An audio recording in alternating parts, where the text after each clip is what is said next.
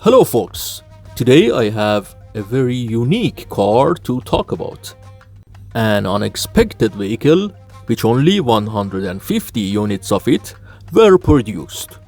So please, before we continue, click on the subscribe button.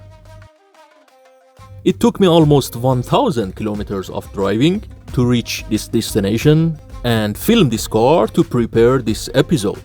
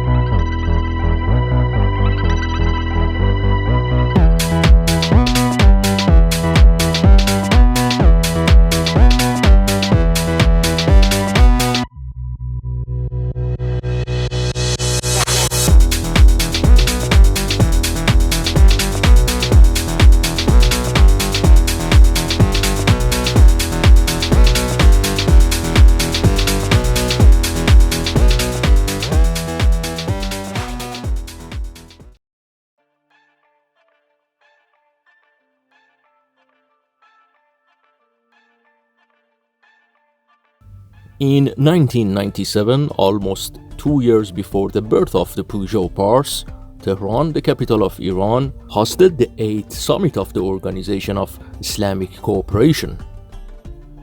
IKCO, as the largest state-owned automaker, was tasked with designing a ceremonial car suitable for Iranian officials and their guests in collaboration with its French partner. Thus was born the Peugeot 405 Limousine, or Peugeot Limousine.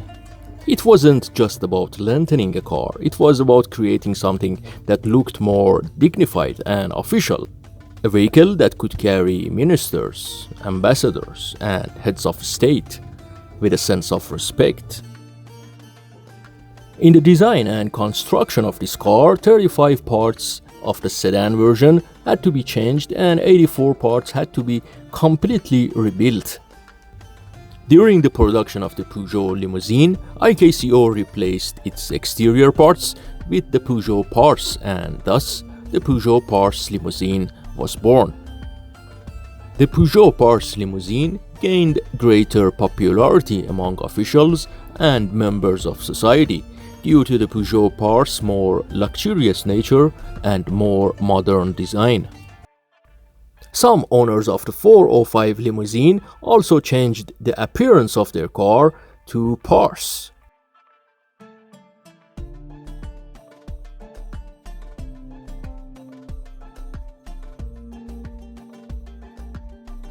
This limousine was never a mass production car.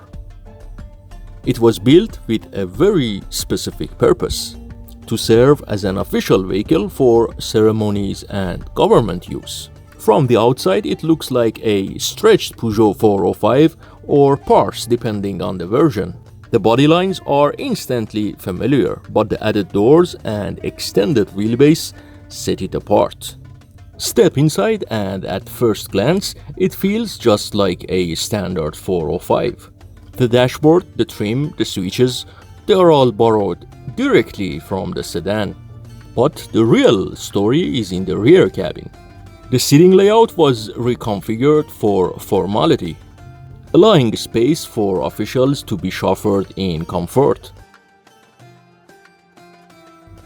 Under the hood, the limousine didn't get anything exotic. Most were powered by the same 1.9-liter carbureted engine found in the regular 405. In other words, mechanically it's pure Peugeot, nothing fancy but reliable and easy to service.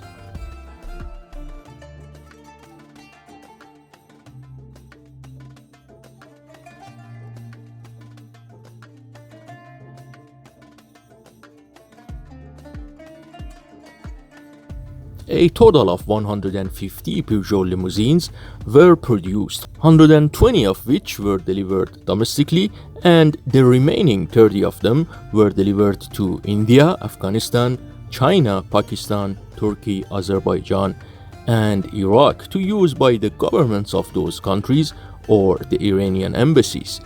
Later, these cars ended up in small and large auctions, and today a small number of Peugeot Pars limousines remain, which are mostly used for private gatherings and ceremonies.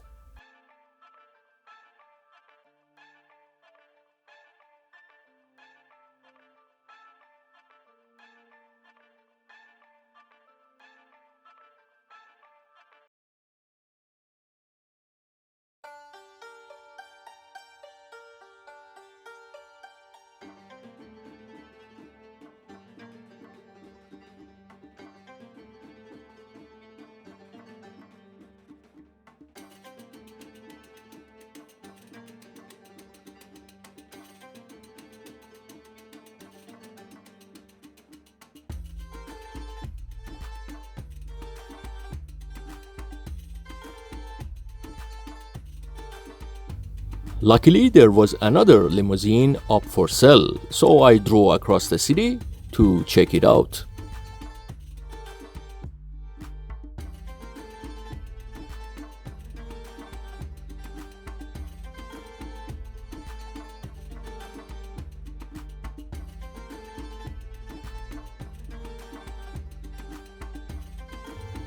Interestingly, its owner had changed the dashboard to the latest Peugeot Pars dashboard. And honestly, it looked much better than the original one. They had even added another row of seats and officially reconfigured the entire seating layout. Personally, I would have preferred the seats to face each other rather than being placed back to back. That arrangement would have given the car a far more luxurious and truly official appearance.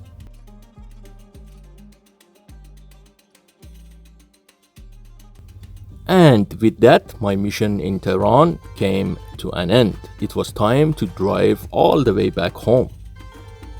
Thank you for staying with me and watching this episode.